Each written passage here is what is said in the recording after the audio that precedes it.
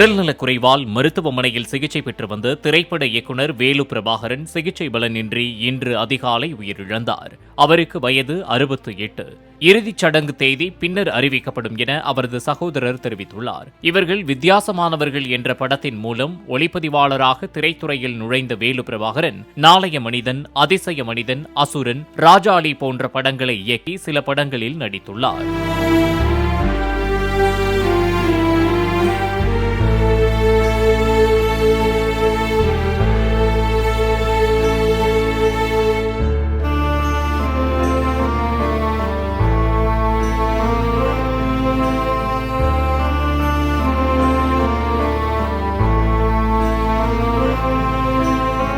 Play store மற்றும் app ஸ்டோரில் இருந்து பாலிமர் செயலியை QR கோடு மூலம் பதிவிறக்கம் செய்யுங்கள்.